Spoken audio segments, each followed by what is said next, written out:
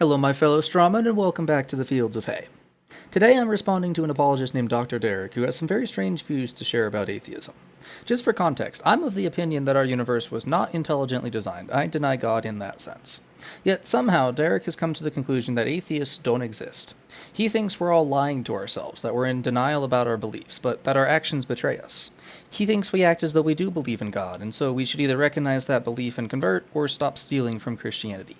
I'm here to help him set that record straight, and realize that I am truly an atheist, and I don't need to borrow from Christianity to find meaning or morality. Let's get into it. I know what you probably tell yourself. You're a man of science. You deal in cold, hard facts. You have outgrown all those religious people of the past who have those stupid rituals, superstitions, and sky daddies. I may think those people were misinformed to believe in their rituals and superstitions, but not that they were stupid. And I certainly have too much respect for the concept I used to believe in to mock it as a sky daddy. It's not that I think I'm better or smarter to have the conclusions I've reached. I've just thought through the ideas as best as I can, and I hope others do the same. But you're lying to yourself. Look, don't blame me, blame Nietzsche.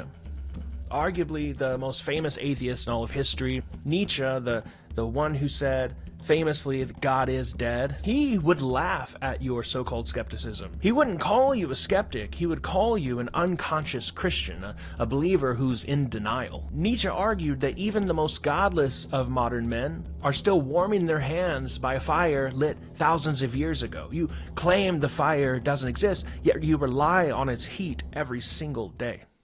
I'd have to be stupid not to acknowledge Christianity's role in history and its influence on what our culture considers moral. But the better analogy is to say that I don't deny Christians their fire, I just think they aren't the only ones who can fuel it. If the fire is the prosperity of society or the coherence of nature, God is not a necessary prerequisite for either of those. Let's see if Derek can explain to us why he is. Let's start with your most prized possession, science and objective truth.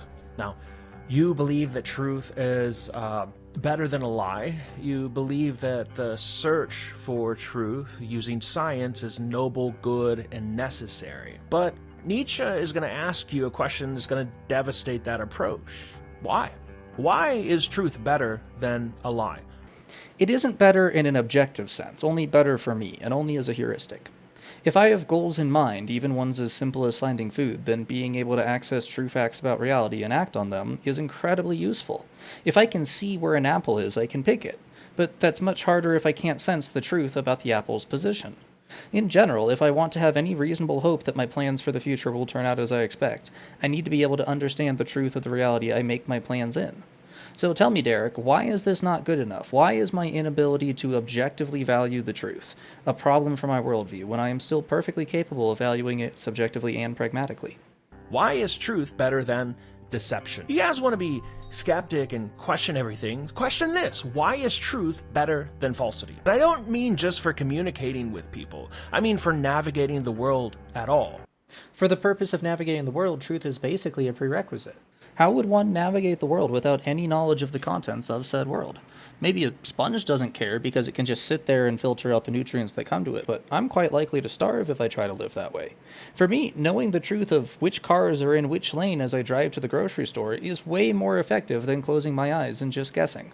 Why do you want to know true things? Look at nature. Nature doesn't care about truth. Nature loves deception. The way prey camouflages itself, or the way a spider tries to hide its web to catch prey. Survival often depends on lying. Derek shoots himself in the foot with this point. It isn't a case of truth being detrimental like he thinks it is. The spider is still better off being able to detect when the fly is caught in its web, and the fly is better off if it can detect where the web is and avoid it. But the spider eating the fly is naturally good for the spider and bad for the fly, so their interests are against each other. So of course, if one can harm the other's ability to determine truth, that will be to their benefit. Derek is conflating the ability to tell the truth for oneself with the benefits of deceiving another. For any given individual, it is always beneficial to be able to distinguish truth from falsity. Such ability is the difference between randomly guessing at what actions lie in one's own best interest and accurately predicting and acting on consequences. And sure, biology and physics will enforce the metabolic costs in sensing and processing the environment, and this will place a practical limit to how much truth any individual can access. But at the end of the day, the fact that it's useful to withhold truth from others, and the fact that many creatures are willing to pay the metabolic cost to sense the truth, only goes to show how incredibly useful the truth is. If life is just biology and evolution, then truth is not a virtue, it's a strategy, and often it's a bad one. Truth is not a strategy at all, but truth-telling is, so I'll take him with that intent. And yes, sometimes it's a bad strategy. Sometimes it gets you killed. If you're an insect, maybe you're better off looking like a stick because the insects who don't get eaten, and that's how you get stick insects. Even with humans, I only see it as a rule of thumb to try not to lie. I'd have to balance the potential benefits of getting away with it with the potential risks of people losing trust in me when they realize I'm a liar. Most of the time, I don't think those benefits are worth it, but if I can throw off somebody who's trying to hurt me, I'd lie in a heartbeat. None of this takes away from my earlier point that controlling others' access to the truth only holds strategic value because truth sensing is so fundamentally useful. If it weren't, then interfering with an adversary's ability to distinguish truth wouldn't be an effective way to hurt them and help oneself at all. Nietzsche realized the moment you say, I will not deceive, not even myself, you are no longer doing science, you're doing morality. But I wouldn't even be trying to use science if I said that. Science is a method to investigate the truth, so deciding to use it already presumes that we care about the truth, which I think I've explained well enough why we should. You're affirming that truth is transcendent, even divine. Transcendent maybe, so long as the definition doesn't carry any spiritual significance. It certainly has value on an incredibly fundamental level. But divine? How is laying out a personal ideal to avoid deception even relevant to a question of divinity? That truth is worth pursuing even if it's ugly, even if it gets you killed. That commitment is not a scientific commitment, it's a religious commitment. This is what he meant when he says the scientific man is actually a Christian. It's a pretty shitty definition to say that having principles even when they cost you makes you religious, but fine, I guess I'm religious. How many Christians wouldn't be religious at all by that definition? Even so, it still doesn't make me Christian. I deny Christ as my Lord and Savior, and that doesn't stop me from saying that more often than not, truth is better than falsehood to base my beliefs and actions on. I don't need to secretly believe in Christ to find truth worth committing to. If you believe that the universe is rational, ordered, and knowable, then you believe in God. You have just renamed him the laws of physics. Again with the useless definition. Derek is a Catholic, and when he says he believes in God, he's not just referring to that which grounds the intelligibility of the universe. He's talking about a person, an intelligent being, who spoke to Moses through the burning bush, who sent prophetic dreams to Daniel, and who Jesus cried out to with his final breath. Acting like I believe in God because I can allegorically personify the laws of nature completely misses the point of why I'm an atheist. I don't believe in a God who can answer prayers or do miracles or guide my soul into eternity. Lobotomizing that definition so Derek can say I'm not an atheist seems disingenuous to me. A law implies a lawgiver. The laws we enact through our governments are subjective and thus indicative of subjects, of us. The laws of physics are not the same. They are merely our best available descriptions of the qualities of reality, and those qualities are objective. But Derek seems to assume that the default state of reality should be utter chaos, and that there could not be any consistent qualities it just inherently has. I see no reason why this must be true. And I'm allowed to speculate because it's Derek's burden of proof here. If nature is just consistent, it's okay for me not to know why because I don't expect to have access to that knowledge. Derek's the one claiming that it can't be that way on its own, that it needs to be given its consistency by some outside agent. But then where does that agent's consistency come from? Theists are just kicking the can down the line without solving any actual problems, so I don't see why nature's uniformity implies an intelligent creator. You are borrowing from the theistic worldview without acknowledging. If you were to stay in your lane and be consistent with your atheistic worldview, you would get none of these. A truly godless universe doesn't have laws. It has power. It has chaos. Things are disordered. Derek is supposed to be doing an internal critique of atheism. What hyper-advanced aliens gave him the revelations necessary to back up this claim? How could he possibly know the metaphysics of what reality should be like without a god? This is grade A bullshit. Saying that a universe is godless doesn't say anything about what its properties are. It's only a statement about a lack of one particular property. To get from that complete lack of information about what the universe is to the certainty of its lawless, chaotic nature can only be done by unjustified assumption. Derek is basically just pulling this claim out of his ass. A more honest position is that a godless universe either could or couldn't have the properties we describe as laws, and although it would be an interesting question to investigate, practically it seems out of reach. I suppose if it can't have those laws, then God must be needed to explain them, but Derek can't justify how he knows this to be the case. It's tyrannical. It's unfair. There is no justice in such a chaotic world. The only justice I see is that which we can scrape out for ourselves, but that isn't none. Otherwise, though, it's true that I expect to see tyranny and inequality and injustice in our world. Guess what, though? I do see that. I see cartels and dictators who rule by fear. I see women and children whose abusers go unpunished. I see corporations and billionaires who try to take advantage of people for a quick buck. And that's just the humans mistreating each other. That's to say nothing of the people who drown in floods or die slowly to infections. If a theistic worldview expects to see justice and fairness and freedom in this world, reality is a point against God. But if you believe that the universe is rational, knowable, and ordered, then you are living in the shadows of a divine lawgiver without admitting it. And that's either ignorance or intellectual dishonesty. Or, third option, I'm right not to admit it because there is no divine lawgiver. In that case, Derek's inability to admit the truth that one can believe in an ordered universe without God is either ignorant or dishonest.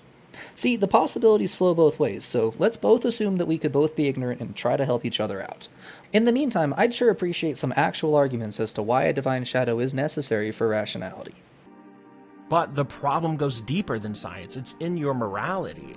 Nietzsche had a specific insult for the atheists of his day who tried to get rid of Christian theology yet keep Christian morals. He called it the English disease. I've pretty much thrown Christian morality to the dust, except the parts I can justify under my now humanistic framework for morality. I'll keep the bits about not killing or stealing from each other and throw out the disgust for homosexuality and the acceptance for slavery. I don't think killing is wrong because God told me so, but because it leads to suffering, and I wouldn't want to be in the position of experiencing that suffering. What Derek calls holding on to Christian morals, I call not rejecting humanistic morals merely for overlapping with Christian ones. If Nietzsche were still here, he wouldn't have to worry about me refusing to let go of these Christian values even while denying Christianity. I've let go of the Christian values too, because I have a value system entirely my own, and the humanist tradition I've rooted in is tens or even hundreds of thousands of years older than Christianity. In some ways, you could even say that Christianity borrows from humanism. When a Christian gets all worried about me suffering in hell and tries to warn me, are they not acting on humanism? When they get all excited for heaven and the peace and joy they hope to experience, are they not acting on humanism? Humanism is all about minimizing human suffering and maximizing human well-being, so I think the answer to both questions would be yes. You see this everywhere today. You see people who mock the Bible, but they're obsessed with equality and human rights and compassion. Where do you think the idea of equality comes from? Evolutionarily, I imagine it started with jealousy, wanting the resources the other had. But as we developed our social structure, equity rather than greed became a trust-building exercise that strengthened the bonds of the tribe and improved resource stability. If you find an extra banana and share it with your family, then they do better and are in a stronger position to help you out when you have a bad day. At least under our species' life strategy, evolution found that favorable. I know Derek's not going to like this answer because it pushes the roots of my morality back millions of years onto evolutionary timescales, completely removing it from possibly borrowing from Christianity's mere 2,000-year-old tradition, and practically guaranteeing the reverse. But he'd rather scoff at humanism and pretend there's no way an atheist like me could justify valuing equality. It doesn't come from biology. Biology teaches hierarchy. Stronger wolves eat weaker wolves. In biology, fitness is about reproduction and survival, not hierarchy. Fitness doesn't just mean bigger or stronger. Every species is different, and for humans the historic tendency has been that greedy people get bashed over the head by those they slight. It does come from biology, it's just that Derek doesn't understand the variety of evolution. It isn't always just strong eat weak. Intelligence gaps, strength gaps. Nature is an engine of inequality. Sure, and social animals who develop a sense of equality within the species will often outcompete the non-social animals that don't have the sense of equality. Evolution acts on unequal organisms. It doesn't say organisms can't beat the system by working together as equals. The only reason that you believe that every human being has equal worth is because of the Christian doctrine that all humans are equal before God. That's not a biological claim. That is a theological one. This point would have landed a lot better if I hadn't been able to give such easy answers to the lead-up questions. Now it just sounds like he's trying to gaslight me. Luckily, I know better. I believe every human being has equal worth because I'm a human and I don't want to be seen as inherently unequal. People can judge me for my actions all they want, but I don't want to be judged for the things about me beyond my control, like my existence or my skin color. Thus, I am willing to judge others by their actions, but I try not to judge them for things outside their control. Call it subjective or selfish, I don't care. It's good enough for me, and it's entirely justified by humanism. But going further, I wonder if the claim that humans are equal before God even matches with the evidence. If all men are created equal under God, then why is it some people are born into starving poverty while others are born with a silver spoon in their mouths? Under atheism, equality is a human creation, and it can't override a harsh reality. We would expect to see such injustices. But if God wants to judge us solely on our hearts and souls, why does he put us into such unequal situations? It may not be an outright contradiction, but it at least does seem unexpected. As Nietzsche wrote in The Twilight of the Idols, when one gives up the Christian faith, one pulls the right to Christian morality out from under one's feet. If you fight for social justice and universal human rights without God, you are a walking contradiction. Nope, it's an entirely selfish desire to have human rights, and the easiest way I see to do that is band together with as many other humans as possible and demand universal human rights. Lay out what rights are meant by that because we have to create them ourselves, and put the legal and political effort into enforcing it. I know it sounds like a lot, but that band together part does a lot of the heavy lifting. It really shouldn't be so hard to understand how a humanist can value human well-being and end up in favor of human rights, and why a society full of humans might decide that to be a good thing.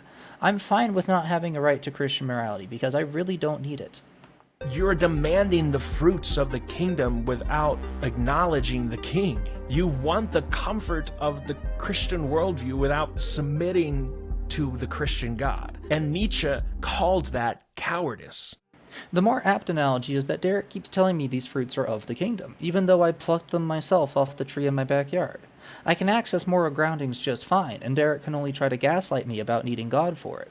I wonder what Nietzsche would call it if he found out that Christians borrow from the humanist worldview to find comfort in the idea of heaven, what with it being so full of happy, well-off humans and all. When you kill God, you kill objective value. You kill objective truth. You kill meaning. There is nothing else left. You kill the very possibility of saying that anything is good or evil. But there is still room for subjective meaning, and if objective meaning was never there in the first place, then convincing ourselves that it is was just misleading. Derek may find comfort in the sense of certainty even if it's unfounded, but I could never be comfortable knowing that I might be willfully blinding myself, and so I could never use this argument from consequences to believe that we need God. Unless Derek can demonstrate that objective values do exist, this is just an emotional issue he has with accepting an atheistic reality. Nietzsche's warning is that you are not ready for this. Not a warning that it isn't true, a warning that we aren't ready for the truth. All I hear is someone who has so long found comfort in God that they are terrified of having to figure out morality on their own. But I'm long past this point, and I'm ready to be an atheist. In fact, I've been an atheist and I'm far more comfortable for it. Derek's and Nietzsche's issues are their own. So, here we stand. Nietzsche has surgically removed the delusion. He has shown you that your science is actually a faith, that morality is a memory of things past, and your atheism is not real. It's a mask because you're borrowing from the Christian worldview. According to Christianity, faith is the substance of things hoped for, the evidence of things unseen. I have seen with my own eyes the consistency science has in finding the truth, and I have the everyday experience in my life that truth is valuable. Every time I walk down the street, I need to know the truth of where the sidewalk is so I don't get run over by the cars. I'm sorry, Derek, but my atheism is as genuine as it gets, and you trying to cope with my position by saying it doesn't exist just makes me confident that you're utterly ignorant of how atheists can see the world. You have a choice, and realistically, there are only two honest paths left. Number one, you become the Ubermensch. You can choose the void. You accept the death of God fully. Stop believing in these trappings of the past. You stare into the abyss and you do not blink. You admit that there is no good, no evil, no human rights, no truth. You can accept that the love you feel for your family, for your friends, your desire for justice, it's all just a biological trick. I'm happy to do most of that. There is no objective good or evil, no objective human rights. The only good and evil is that which we hold as opinion, and the only rights we have are the ones we're willing to give to each other. Love and all the other emotions may just boil down to biochemistry, but it's the same biochemistry that's letting me think up this sentence, so if it's a trick, it's a damn impressive one. But I do deny that I have to give up objective truth. I deny God, not reality, and truth is that which corresponds to reality. I can keep objective truth, and all else can be given subjective replacements. So far, looking into the void and confidently proclaiming there is no God sounds perfectly fine to me. You take on the terrifying burden of trying to become God yourself. But I don't do that. That's a step too far. I may do things myself that God does for believers, like finding my own moral justifications, but I don't have the delusion that I've become God. I don't answer prayers. I don't have to pass judgment on others. I certainly didn't create the universe. And I'm glad I don't have to enforce the laws of physics. That sounds like hard work. They say the best way to face your fears is to understand them, and I think that if Derek just understood atheism better, he wouldn't have to find it such a terrifying burden. Creating your own values from nothing, knowing that they have no authority other than your own will and in power to enforce them. I can understand the frustration of not having values given to you, of having to come up with them on your own, and even then only being able to act within your own power to enforce them. But if Derek can't give an argument that compels me to believe in his God, and if God doesn't himself compel me to believe in him, then trying to root my morality in the divine doesn't solve the issue. I'd have no reason to believe that the values I come up with have any more authority than if I just did it on my own. Only I'd be trying to convince myself that they do. I can only see it adding to the frustration by setting an expectation for myself that others should listen to me when they rightfully shouldn't.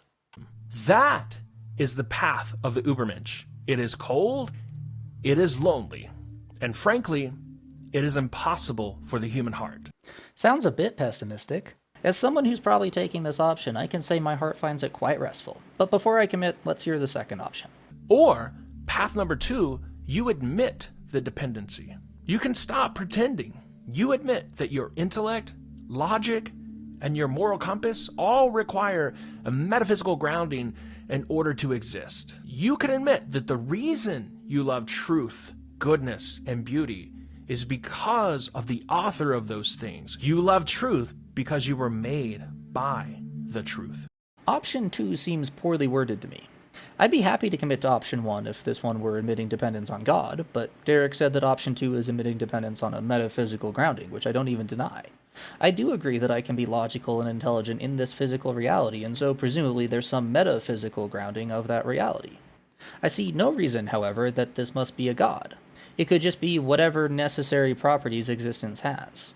This is a clear example of how Derek is conflating atheism with chaos. He thinks that to have order is to have God, so that to lack God is to have chaos. But that definition just doesn't apply when he talks about God as a willful agent.